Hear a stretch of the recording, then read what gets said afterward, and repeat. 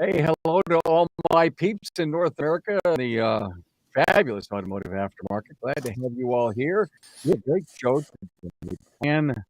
Plan for slow times. Can I get on my soapbox? Bring on my panel. I want them to be here with me as I jump up on the Carm Capriat proverbial soapbox. You know, the aftermarket's blazing. Am I right? Mhm. We are 100%. we're on fire. Uh, Let me just say that I know the top shop so it gets in the way of commerce. COVID did us a huge opportunity, and by being so essential, also cars being expensive. Chips is still a factor in new car sales. We may think that Boomtown is going to continue. This is great. Wow, we had this incredible COVID thing land in our laps, and we will never be slow again. But when I talk to the big guys and the coaches and the people that are steeped in reality, they all say, we're going to go back to what it normally was, and we will find the ebbs and the times, which is why planning for slow times is a show that I wanted to do. So thank you all for being here. I think it's planning for slow times is going to be always a factor for us, especially for marginal shop operators who are on their way to becoming top shops. And I think this episode is going to help rethink. Don't forget, we have this other thing called inflation, the economy, and recession all looming. Who knows where that's going? And that's why this is going to be such a great and wonderful opportunity for us. We're coming to you live from the Remarkable Results Radio podcast studio. Good to have you here from the Aftermarket Radio Network. With me is Aaron Woods from Extra Mile Auto Care, Stillwater, Oklahoma. Hello, Aaron. Hey, glad to be here, Carm. Looking forward to the podcast.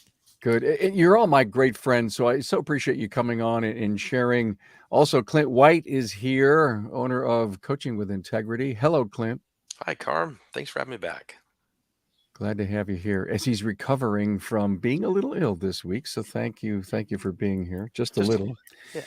And my great friend, Kim Walker from Shop Marketing Pros and the soon to be released Auto Shop Marketing Podcast from the Aftermarket Radio Network. We're so excited about that. Yay. Oh my God. Yes. Congrats, Miss Kim. Thank you. Yes, We're very yes. excited. Yeah, we are pretty darn excited. So if you're with us on social media and you're catching us live by any chance, check in with your city, give us a like, ask this team any questions that you'd like.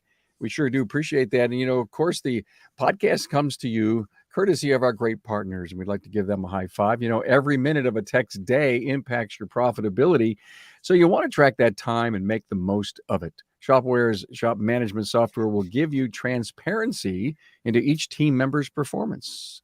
Learn more at getshopware.com. And are you missing out on customers who call the shop during off hours? Well, with Broadly's web chat feature, customers can get the answers they need even when you're not in the shop. On the web at getbroadly.com/chat. Hey, if you're watching on YouTube, please subscribe, give the video a thumbs up, and thanks.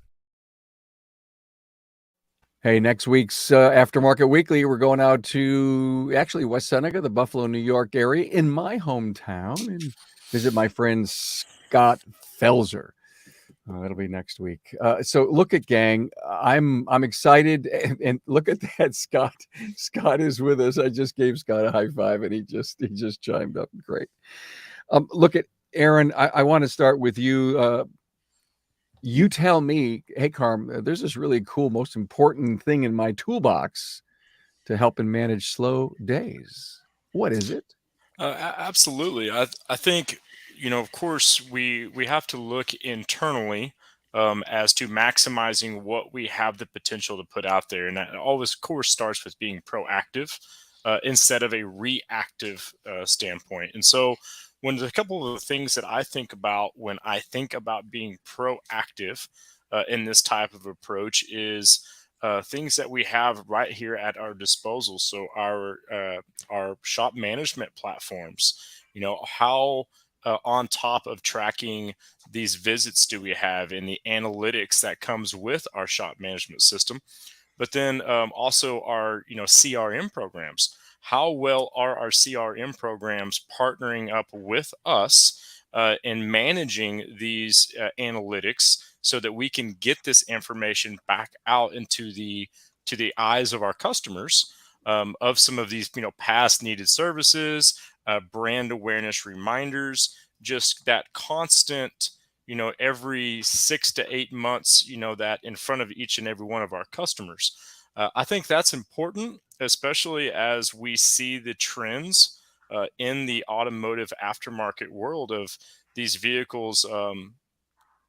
Oil changes and things like that, intervals becoming longer, these visits of customers coming in are becoming more increased. So, looking at ways that we need to increase our visits from each customer to come into our shop, of course, increases car count. Some of the ideas that we have been working on and came up with is somewhat not getting away from oil change reminders to customers, but adding on to tire pressures. Getting customers to come in and visit with us for tire pressure checks is just one more opportunity to have a touch point with each one of our customers. So, anything that we can do to increase the touch points that we have with our customers, the ability to get that vehicle back in to increase that car count gives us the opportunities to stay top of mind with each one of our customers.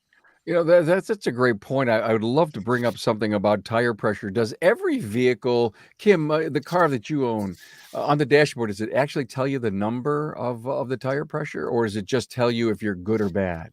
Okay, I'm going to sound super bougie right here, which I normally am not. But I just got a new car that has all the things. So I just checked my app on my phone a couple of Oh, days ago for my tire Wow. pressure. okay. And I've learned how to customize my dash. If Brian is watching right now, he's probably rolling his eyes. I can just see it now. He's like, "Oh my God." But I can customize what's in my dash. Like, what do I want to see on a regular basis? And Sure. I'm a less is more kind of girl. So I turned all of it off and I just look at it whenever I want to. I'm sure that it will pop up if there's, an issue. It definitely does in my app on my phone. You So know what? Here's what I love about what Aaron said, and Kim, I think you helped us understand that if she does look at her pressure, and it is Aaron Wood's place that's kind of sending that, if you will, marketing reminder, even if it's through social media or if it's through a text or an email, Aaron, you're telling someone we care about your tire pressure. So should you. When something comes up and it looks amiss, don't Google it. Google us. See, perfect. There you go. Mhm. So I think the point is it is about it's about awareness. I love the whole proactive idea of let's stay in front of the customer on some of their most important stuff. Absolutely. So tires in general, if we're not just speaking about just tire pressures, but in Oklahoma, where we are, is right now is the rainy season of the year, and so one of the things that we can incorporate in with these tire pressure checks would be a tire condition check. If you haven't had to have your oil changed in 8 months, then the chances are the last time that your tires were inspected by a professional was most likely 8 months ago. And so anything that we can think outside of the box, for so many years, it was just oil change, oil change, oil change. And that was how we got that customer to return back to us on a Mhm. 3 to 6 month type of basis. And Yeah, that's changing. And I think we have to be innovative in how we get customers to come back and create more visits. yeah, can I just add something to that real quick, Carm? So looking at that app, right? I have a Lincoln Nautilus, which I'd never heard of before. That's a whole nother story, but I absolutely love this vehicle. It's 2 years old. It's new to me. Um, but in that app, it's driving people to the dealership. Yep. When there's something, it's right there. I can schedule the appointment right there within the app.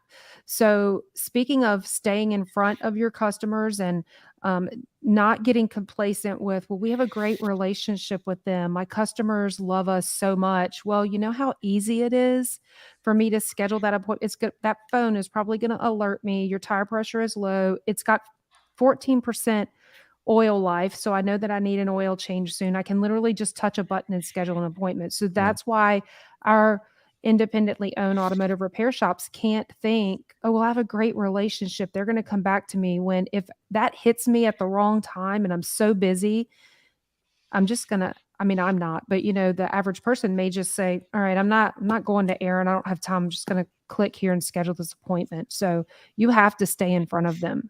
Absolutely. Thank you for bringing that up, because I think if we could help recover some of our slow times, we got to build a wedge between the app, or the mentality that the dealer's the only place I can go, and the independent. So I think, Kim, you may have just dropped the most important discussion here, and that is how do we steer the mind of, say, a new car, used car, new car owner like you, to the independent, because maybe you always went to the independent, but now this new car, the intelligence of this new car is saying, hey, you don't need them anymore. We know the app is speaking to me. It's us. And we have to react. Well, and that's also it's a good opportunity for shop owners to realize, when you get that new piece of equipment, when you get a new tool, when you get all this I mean, you're spending an incredible amount of money on the tools and equipment that are in your shop, but it's not like Brian laughs, my husband, that I just think, oh, that's a great social post. Is you have to start training yourself that when you open that box, do you know that unboxing videos are like ridiculously popular? That's a great social post. And not only are you recruiting technicians, hey, you've got great equipment, great tools, great whatever, but you're also educating your clients on the tools and equipment that you have. So they're thinking, well, I got to bring this to the dealership because, they have all this, they have all the advanced stuff. You're showing you have it too. And so, it's just really stopping yourself and slowing down for just a second and saying, this might be something great for me to share. It's Clint, fantastic point, Kim. excellent stuff. Clint, before I get to you, and I know you're sitting on the sidelines here for a few minutes, I have to talk about something that happened yesterday that not many people know. Tracy and I went on a field trip yesterday, and she had a chance to do her own oil change. That's Get awesome. under the car, Hey, fantastic. take the plug out. Go, Tracy. As in indoctrinating Tracy into the industry, her level of curiosity, she knows so many people. She knows what a DVI is, but has never done one. So that's going to be another field trip. Let's go, do a DVI. So we did it yesterday, and part of the DVI, but they wanted to show Tracy, was to take the electronic device near the TPMS sensor, read what the tire pressure is, and then take the laser tool and do all the tires. Well, she actually did all of that yesterday. And Kim, to your point, this could have been filmed, edited down to a minute and a half's worth of, here's what we do to keep your tires safe, to know what's going on, to look at your tread depth, and for people to go out and say, I know what my app is telling me, but Tom's place does the same thing. It's all electronic. Look at that screen. Look at that laser thing. And so to the unboxing thing, I think you just nailed something so beautiful. Is why don't we do unboxing on some of the small little jobs that we do to lend confidence to our customer that we don't necessarily have to, breed that high tech thing, but we're competent and we're strong. We've got great people. Let your own people do this. We're in the people relationship business. So great point. Wow. Great If point. we don't tell them, how do we expect them to know? Absolutely. There you go. Yeah, I know. So Clint is one of my favorite guys for acronyms. and I'm going to throw one at you right now, SDAP. And you can only imagine that stands for the Slow Day Action Plan. Right? Yeah, that's correct. And when we look at the issue at hand here today, today's topic of planning for slow times, I come from a organic methodology of how about we just don't have them at all. Now, you're going to have the ebb and flow, you're going to have the highs and lows, but I truly believe that in tandem with marketing, in tandem with social media, in tandem with customer follow-up and CRM, very important things, always be marketing, always be participating in those things. There's one thing that we have organically in the shop at the counter already that we completely let slide out the door, And that really is having a slow day action plan that revolves around the sales process. So let me just elaborate here. One of the most important things you can have in your shop to, again, build and facilitate this slow day action plan is a DVI that leaves no stone unturned. Everything has a picture, good, bad, middle of the road. Everything is documented. That DVI is sealed in stone. Whatever program platform you use, they're all the same in that I click the link and it's there forever. It is saved in some database in some mountain in Colorado for all time. It can be shared with family. It can be reopened. I'll give you an example. Was running a shop a few years ago, and our software would pop up a little bubble when so and so read their inspection, and it said Mrs. Smith has just read her inspection. I was like, we haven't seen her since last summer. That's really weird. About 10 minutes later, the phone rings. She says, "This is Mrs. Smith. I'm calling about my PT Cruiser. Uh, can I get some of that work done?" Well, yeah, absolutely. She walks in the door an hour later, drops off her keys, and $2,500 later, we did the timing belt and the tune-up and the motor mounts, and it's a PT Cruiser. You can imagine the rest of it. What that showed me was that if you do an inspection and do it well with integrity, with an in-depth mindset, it's hanging out there as essentially marketing for your client, and it works. It brings people back. And so that's just the first of many different points. And I don't want to run away with the show, Carm, but that really is, I think, foundational to what's next, is that we have to pre-schedule declined repairs.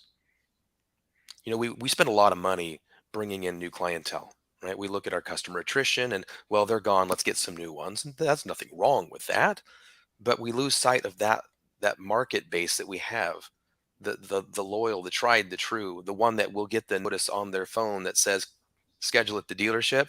Like, oh, no, I go to Extra Mile Auto Care in Stillwater, Oklahoma. That's my shop.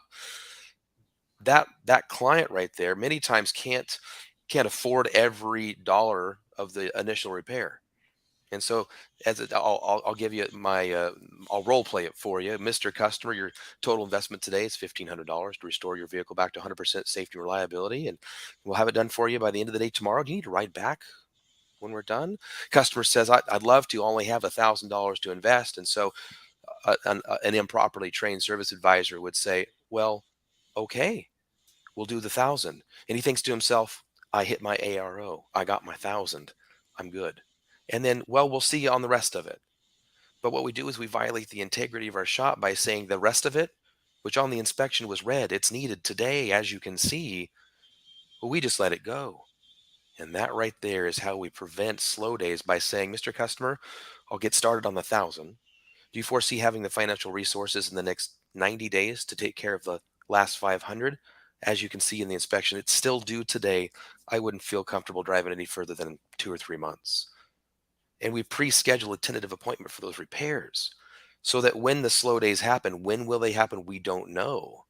But when they do, we've got appointments sometimes every day from pre-scheduled repairs from weeks and months ago. And I think that's a fantastic point, and that refers back to what's the tools that we already have, right? And so I think Clint elaborates on that really well, and to kind of touch base on, and to build upon what Clint's saying is, I think advisors, we get into the sales process of the conversation, right? And I know some of our advisors, we've had to build this, and the advisors create urgency, and it's urgency, and it's urgency, and this has failed, and this is needed, and we use these words, and we get to the point where then when the customer says, well, I can do this, and, oh, okay, and then the rest of it kind of just falls off the track. And so that follow-up type of process to create those additional appointments by maintaining the urgency of those services, I think, is where we can, like what Clint said, have those appointments come back in. And I think it's important to, because customers are going to match our urgency.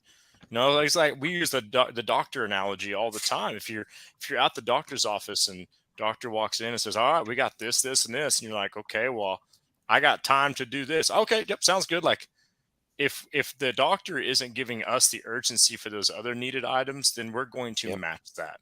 So I think Clint is 100% correct in the fact that we have to display the urgency, create the need, make the value match the need, and then follow back up with that customer to get them back in. Yeah, absolutely. I'll make a comment, Kim. I want to bring you in on the marketing piece of this here, but here's my takeaway. My takeaway is that the sales advisor is like the top of the mountain here, Mm-hmm. and their level of training, their commitment and caring, Aaron, which I heard you talk about.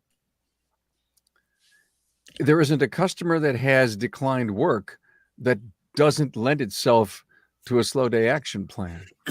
Period. Not only from a safety and reliability fact, but if that was being done so well, Clint, you'd probably, who cares? You know, the earth is falling in and your shop is still built out 3 weeks because of how well you're managing that. Well, And consider this, Carm. There's a strategy that many shops use where, and I've worked for some great people in my career, and one of the frustrating things with working with these people is when it's slow, the boss hollers from the back office, "Hey, what's your slow day action plan?" I'm like, I don't know. It's slow right now. It's really slow. What do I do? And so the knee-jerk reaction is pull a report, go to decline services, and begin cold calling. I think you'd have better luck re-upping somebody on their extended car warranty than selling from a cold call perspective. But when you tell a customer at the counter, do you foresee having the financial resources in 30 days? I believe I do. With your permission, I'll reach out to you on June the 6th and see where you're at. And if it's in your budget, let's get that taken care of. You go to your calendar, you put a note in your calendar, not an appointment, a note that on June 6th, you're going to call this customer and say, "Hey, we talked about brakes. They were down to 2% a month ago. I'm guaranteed they're lower than that if you drove it. Uh, would you be able to bring that in this week? I've got an opening this day or that day." That's an organic, authentic touch point versus and again, I don't want to offend, but like a blast email to 500 customers that, "Hey, you didn't do the thing. Come in and spend your money."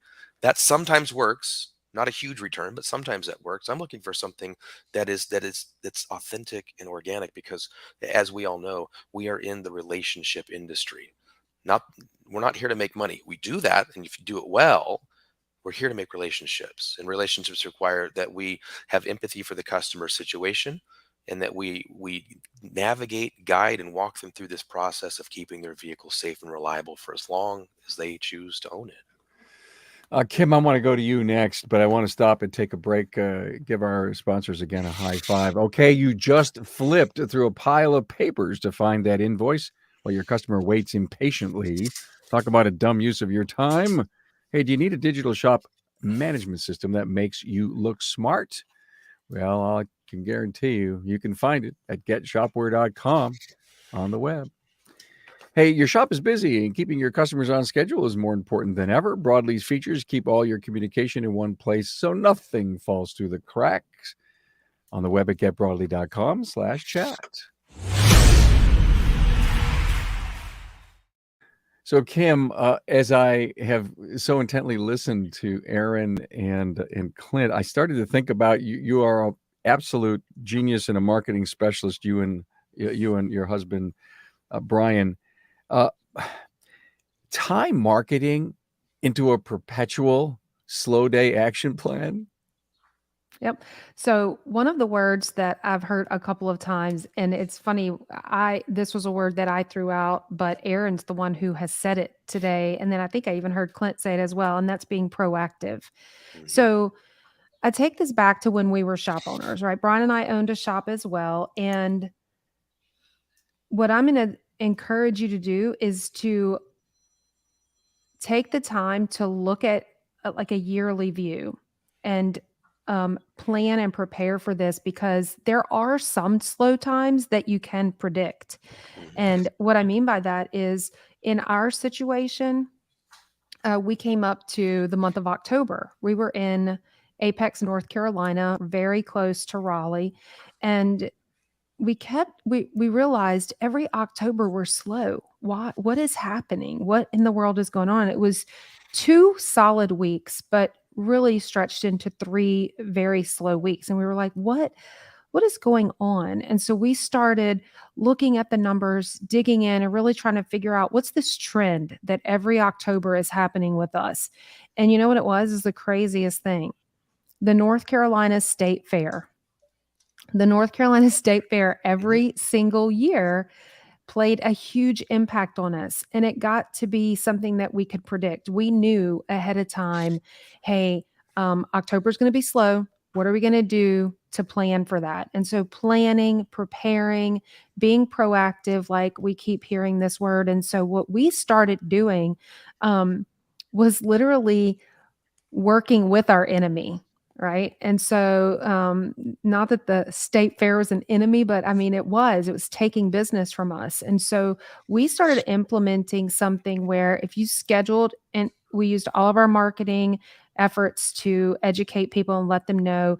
And so, it was kind of a tiered thing. So if you got this much service done or scheduled during the state fair, um, well, so again, it's a tiered thing. So we were going to shuttle you. And keep in mind, this was, oh my gosh, we closed our shop in 2008, 2009. So it's been a while. But if you got this much service done, then we were going to shuttle you. And we'd offer you a ride to the state fair, right? Because that's where they wanted to go. Next tier, you got tickets to the state fair and a shuttle. Next tier, you got tickets to the state fair, shuttle to the state fair, and we bought your ride tickets for you. Mm. And so we were working with what was happening. The fairgrounds were only, I don't know, like 10 miles away. So we had to really put a plan in place, not only to market and promote it, but also we had to have people in place to bring them to the state fair, go back and pick them up that afternoon, bring them back. So, I mean, it was a lot of work, but it helped us to get through a predictable slow time. Back to school, always a slow time. I mean, I don't know a shop that doesn't Mm. fight that issue. Holidays, right? So, some people might be busy with the holidays because they're getting ready for road trips and taking their family on the road. But if you look ahead, there are some slow days that you really can predict. And then the ones that hit you by surprise, where you literally are like, oh my gosh, we don't have anything scheduled for Wednesday. Well, that's when you pull out the slow day action plan that Clint's talking about. And, we've had some clients that have reached out and were like, I don't know what's going on, but like this week, Wednesday is really slow. Like I need some stuff for that day. And I know, like Clint was saying, the email, it's kind of hit or miss. Sometimes one thing we have found to be super, super productive and very helpful. Aaron mentioned utilizing what's at your fingertips, your shop software. Send a text message out. And you have not only the declined work, but you also know who's due for services and all that. So you definitely have things you can tap into. But my biggest thing is knowing the slow times that are predictable. We recently, this week's Aftermarket Weekly with Brett Beechler, he's a big process guy, and I can't wait to do another episode with him because he is nailing 40% of his clients on a pre-schedule because of predictive maintenance. Yep. Mhm. They are so following through, and he has a method on how he does it. And if you actually watch Aftermarket Weekly, you'll see how he has designed his, if you will, the service area and the client checkout to be different. So there's a real customer service advisor focus, nothing that detracts, no phones, no nothing out of the way, and they can seriously get into, and Clint, I know you're big on that follow up, Oh, yeah. the whole relationship thing, and setting that appointment. And I think that's a big slow day action plan Yeah, element. absolutely, absolutely. And just to tag on what Kim said, a couple of shops that I've worked with in the past and in the present, I know that they take those predictable slow times the week between Christmas and New Year's. I mean, just about every shop out there, that is going to be a dead week. Some are blessed with a lot of work, but most are not. And so they pack everything into 3 weeks in December and they just shut down. everybody goes home for a week, and they lose less money being closed than they would to be have the lights on and payroll being at full force for Mhm. that week. I know of shops that they have a culture of everybody likes to go hunting, elk hunting, and so when it comes to elk season, they have elk camp and they shut down for Mhm. a week. And you know what? That's not a bad month for them. They navigate and negotiate that, and it actually works out well for them. Carm, you had referenced follow up, and one thing that I've done for years, and it requires zero technology. It requires this paper and pen, and so I call it my money list. And so every advisor, anyone working the counter, has one of these that they write their notes from the phone calls on, and flip to the next page next day, and so on. And then you have one underneath. It's the money list. And when you have an interaction with a customer, let's say Mr. Smith needs shocks and struts, and he would love to do them, and he'd love to pre-schedule, but he just isn't there. And again, my computer's not going to pick up on this. It'll show a declined service, but it doesn't know the nuance of Mr. Smith and his financial situation, and potentially he's got some medical bills he's trying to pay off and trying to get ahead. And so I just make a note, Mr. Smith, year, make, model, phone number, saving up, and put today's date on it. And then when things begin to trickle down and I see a week, because I want to be proactive, right? I want to have that lead indicator as I look at my schedule and say, it's looking slow later this week. I'll call Mr. Smith and say, I know it's been a few months. I'm checking on you. How you doing? You get those medical bills paid off, and just want to make sure you're back on your feet. And wanted to let you know that my vendor is having a sale on shocks and struts, and I can actually save you $200 on those shocks and struts this week if that's something that's in your budget. And if not, I understand, but I told you I'd look out for you. And many times you're able to recapture that sale with a discount, but it's not really a discount, because remember, discounts are the tax you pay for being mediocre. So then I call my vendor and say, hey, I need some help on this one, sharpen your pencil. And because I don't beat up my vendor on every single transaction, the ones I really need it, that day they had a sale. They just didn't know it. And so the money list methodology, very rudimentary, but it's Hmm. very personable. And again, that's really my camp is I want to build relationships. I want to reach out to people based on their situation and follow up. Uh, I hate to use the word too much, authentically. Aaron, it sounds like what Clint has just described to me is investing in futures. Yeah, 100%. I think that's the, I've said to my staff before, and I know it's been mentioned in this session as well, but, we are not in the auto repair business. I know some people before they knee jerk and throw something at me. We are in the customer business, right? And so auto repair is just the method or the way in which we take care of people. And so I think always looking at ways that you can strengthen a relationship, looking into the future is always going to give you, the shop owner, the best leg up when it comes to creating these future visits. And the bigger picture, I think, and we've all kind of touched on it, is the slow day action plan is a something that has to be proactive and not reactive. There you go. If you are installing your slow day action plan when it's slow, that's you're behind the curve. So and it's something that I would like to also add is, I love Clint's, if anything, I'm sitting here almost just taking notes as Clint's talking. I mean, he just brings so much knowledge. And so, kudos to Clint. But something I would like to also throw out there is we're thinking outside of the box Mhm. is how many of us as shop owners, when is the last time that we got out of our shops and went out into the community? How involved are we with our local chamber of commerce, BNI network groups? We have a group here in Stillwater called YPS, which is Young Professionals of Stillwater. How involved are we out in the community? And I know some people are more into the vibes thing than others, but I've always kind of been one of those, you get in what you put out, right? And so we want to go out into the community and raise the bar for our communities. What are we doing out there for our fellow community members so that we can, in return, receive back from our communities? So we did a deal where we had a school bus, and we partnered up with the local schools, and we advertised taking shoes, and we filled an entire school bus full of shoes. And Wow. so that was really cool, and that got a lot of of publicity, and maybe that's also for a marketing side of things. Well, but as Kim has so excellently demonstrated, that your slow day action plan is marketing as well. It's all combined into one. It's your CRM platform, it's your advisors following up, it's marketing, it's brand awareness, it's community involvement.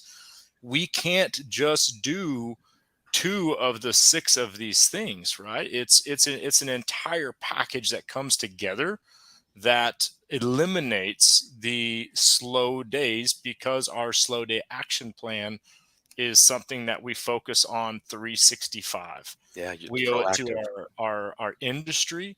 We owe it to our people. If somebody doesn't see the need to come visit us, then how many people are out there in unsafe vehicles unknowing, There you right? go. So Absolutely. it goes Point. deeper than just driving a car count. We are helping people. Yep. Aaron's got me so excited because there's a couple of things that he just mentioned that I just have to throw in here. So we literally are in the process right now of putting together a possible campaign or idea for our shops. We'll send it out to our clients, but we'll also share this with any shop that's interested. And it's Aaron, it's an organization called A Champions Shoes. And they're friends of ours, the founders, and we're going to be putting together some stuff. But it's literally putting shoes out there for kids who need it. You just don't know what a new pair of shoes will do to a kid. And I used to be a teacher. I would see these kids come in, and all the other kids have new shoes, new clothes, new hair bows, new backpacks, and these kids, maybe they got a new shirt or a new pair of pants, but their shoes are just worn out. And so I love that you did that. I think that's a fantastic idea. And it also, you talked about the marketing, and there was something, Brian, my husband, went to some event. I forget what he did. He always does crazy stuff. And he came back, and the thing that he learned from that, it was called immersion, and it was over in California. Satima Gali, I think, is one who put that on. And Brian's big thing that he came back with was, I have to stop stopping. There it is. I'm like, Always be marketing. Mhm. Stop stopping? What are you talking about? And so, there's an ebb and flow to everything. And so you get all your marketing in place, and you're doing your thing, and you've got your customer service going, and you've got, all the things, but then you get comfortable because, hey, we're busy. And so you're like, let me push the pause button on Yep. this activity, or, let me stop going to the chamber. So the chamber, I always say the chamber is a gym membership. You can't join the gym, not go, and then get mad that you haven't gotten healthier, you haven't lost weight, you haven't gotten stronger. Well, did you go to the gym? No. I feel attacked. Oh. Well, No, you're the one that great brought it point. up. You're the one that brought it Please- up. That's a Please life continue, Kim. principle right there. I mean, think about how that applies to everywhere in life. Like you said, the gym. If you don't eat healthy, you eat healthy for a while, and then you don't eat healthy. Well, look what happens. You use your cruise Absolutely. control, then you shut it off. You've got a coach or a trainer, and everyone's good, and so you shut that off too. And always be marketing. I'm glad that you brought that up, because it's so true. Stay consistent in your efforts. I think that was the title of a class that we taught not long ago, was literally that, always be marketing. Maybe we stole it from you. No, Do I owe you money? No, I walked by and saw it. I just plagiarized. That's great. Hey guys, let's stop one more time. Our last segment's coming up. We'll give a high five to our sponsors. When you're working on cars, you want to be able to access your tools easily without hassle or clutter. The same goes for managing your shop. Eliminate the clutter of paper ROs. You don't want paper ROs. You want to work with Shopware's digital shop management software on the web at getshopware.com. Are you tired of wasting money on ads that no one sees? Well, Broadly can change that. Broadly gets you more Google reviews, so prospects will see your shop when they search for auto repair in your area. On the web at getbroadly.com/chat.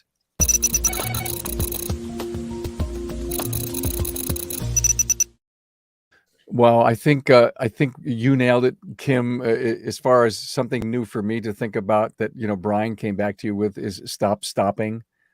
I mean, I think if you just let that sink in, Yep. let's say it again. Stop Stop stopping. stopping. And wow, you talk about an SDAP, Clint, slow day action plan. If you stop stopping, you'll always be marketing. Go back to this whole. I love that ABM thing. It is it is such a cool acronym to think about. But stop stopping. Listen, you guys all sent me some incredible talking points. I don't think we can solve the world's crisis on the slow day action plan, but I do want to give all of you a chance to speak to any talking point that you believe has all kinds of value. And I don't care if we go for another hour, but I just want to be sure that we clean up some of the really cool stuff that you brought to make this podcast episode a good one.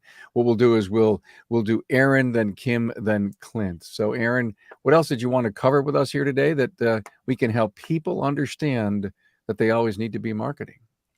Well, I think one of the sayings that we have really developed here in our culture of our shop is you're either growing or you're dying. And Mhm. so, what are we doing each day to grow as individuals, to grow as technicians, as leaders, as service advisors, or as people? So if you have that mindset that if you're not growing, you're dying, then I think that creates a hunger inside of you to learn.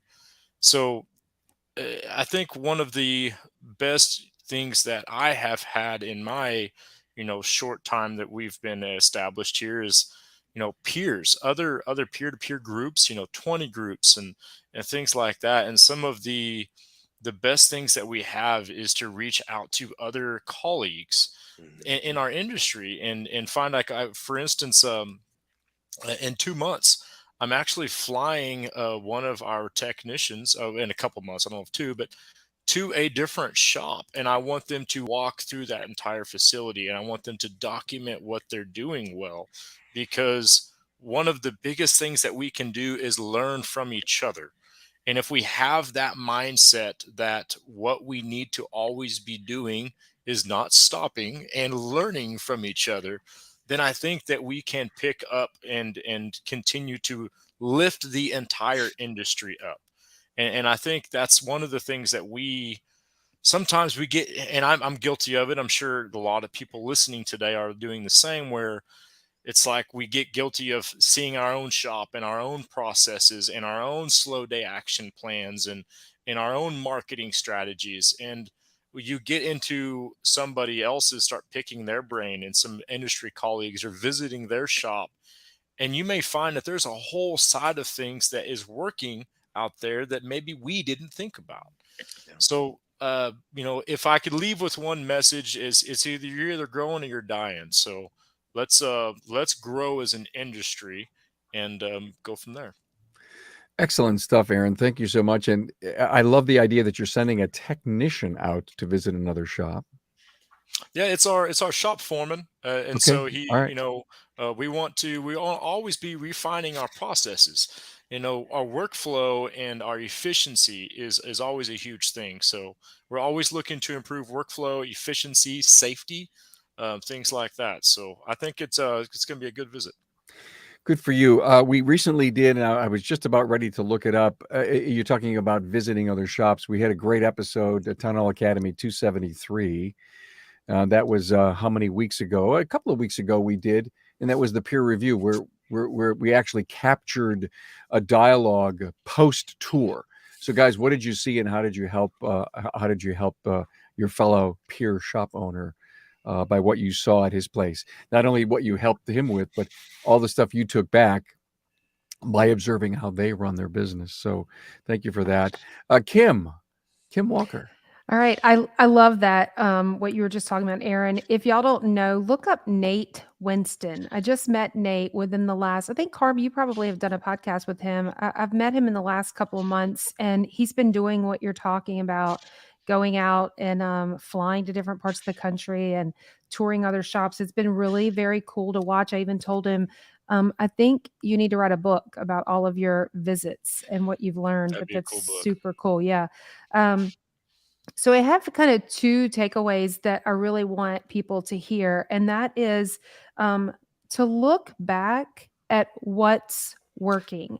Like when you do have a slow day, what did you do that brought people in? So, like Clint was talking about that secondary piece of paper, maybe, compiling a note of the things that you've done that got people in very quickly so you can put that into your slow day action plan. If you don't have one, you have to kind of go backwards and find what has worked for you in the past. And then doing an assessment. Like take the time now to do a full assessment of, I mean, we do marketing assessments, so whatever you want to put in that, but take a good look at how you look from the outside. Don't look at it from your shop owner's perspective, but look at your shop from a new customer's perspective. What do your reviews look like? What does your Facebook or Instagram presence look like? What's your website look like? Your Google My Business. They just changed the name of that. Google Business Profile.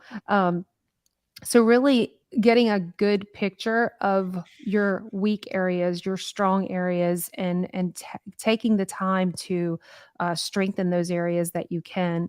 And then lastly, the reason why a slow day is really bugging you is obviously financial related. So this isn't going to help that slow day, but when was the last time that you did a good financial scrub and looked at the dollars going out and maybe a crap ton of subscriptions that you're not using, Yeah. and you just haven't taken the time to cancel some things? Maybe you need to take some time to just cancel some stuff. You might free up hundreds or thousands of dollars worth of money that's going out the door. So there you go. That's my thing. So Mike well said. McAllowitz did that in Profit First. Oh, go Yeah. ahead, Carm. No, go ahead, Aaron. Yeah, you're right. Profit first. Yeah, I actually did that before, and it was like it was like $700, I think, is what it came out to be. Just things that when you're in the busy and you're in the Mhm. hustle and the bustle. So that's a great idea. I love that. Thanks, Kim. Thank you so much, Kim. We interviewed Mike McAllowitz. We talk about Profit First a lot. I was just looking up. It was episode Remarkable Results Radio 421, the interview that I did with Mike McAllowitz. Excellent. What was a thought? Oh, a thought that I had, Kim. Aftermarket Weekly is the show that we do every single week, and we have a shop tour, and we've only had like 107 weeks of shop tours. And if you really Only. want to, only. So if you'd love to see inside of other people's shops, look at their equipment and what they're doing for their people and that whole entire customer environment, as we get a behind the scenes tour. And if you miss the show that's live on Tuesdays, it comes out every single Saturday as a podcast, and it's on my YouTube channel. I'm going to have you back clean up, Mr. Clint. Thank you for being here also. Yeah, absolutely. Again, humbly, thank you for the opportunity to be here and with industry greats as well. So I want to put a bow on this. We've talked about being proactive, which is key. Reactive can work, but it's not the best strategy. You want to be proactive in all that you do. We've talked about marketing. We've talked about reselling the value of the repairs and making sure your DVI is crisp and clean and laden with information and that customer relationship. But one of the things we haven't looked at is the positive nature of a slow time. The slow time is what I call the great revealer. It's an x-ray for your shop processes. See, many shops right now are experiencing the luxury of the great boom, where you can't replace your car, you got to fix it, and prices have gone up, and we're making more money and selling more billable hours than we have ever in our entire history, and there's no end in sight, and we've got cars for weeks. And so whatever we're doing, whether good, bad, or mediocre, it seems to be profitable. But when the bathtub drains, you get to see the gunk on the bottom, and that's what a slow time will do for you. So although we're strategizing how to not have a slow time, embrace the fact that when it comes, and it will, evaluate your processes with a fine-tooth comb. And if there's anything that's missing or that could be improved, do so. And if you don't know how, reach out to a professional, a peer, somebody else who is in the industry who knows how to overcome those challenges. Don't be ashamed, don't be bashful, and do not hesitate. Get on it. I don't ever think we would have discussed drain the bathtub and see the gunk on the bottom ever on our podcast. So thank you for bringing that incredible analogy. Actually, I have a picture in my mind of what that would look like. Raising the No, standard. Hey, Thank- to tell a quick story to validate what Clint's saying is just last weekend I was out on the lake with my boat, right? And I've been on this lake several times. And I'm cruising along. Of course, here in Oklahoma, up until this last week, we've been in a major drought, and so lake levels and water levels are really far down. And I'm cruising along, and I come along this cove, and I happen to look over there, and I see this huge, huge tree that's down, that's sitting on top of this sandbar. My first reaction to this is, I have been on this lake for 5 to 6 years, and I have never saw this tree on this sandbar right here. And what scared me is that how many times I drove right over that spot That and close. never knew it was there. And so Yeah. the water level being down is what has allowed me to see some of these problem areas that when the bathtub fills back up, those problem areas can be avoided. So great analogy, Clint, as always, my man. I just thought I'd throw that in there as a little. Absolutely. Clint, I'd have to suggest that Aaron put the bow on this episode. Do it. No, sir. Absolutely. That is 100% Clint. I am a student of Mr. White. So Well, thank you so much. Aaron Woods, Extra Mile Auto Care, Stillwater, Oklahoma. Clint White, Coaching with Integrity, and Kim Walker, Shop Marketing Pros. Thank you all for being here. Great episode, everyone. Yeah. Thank you, guys. thanks for having me, Clint Thank you. and Carm and Kim.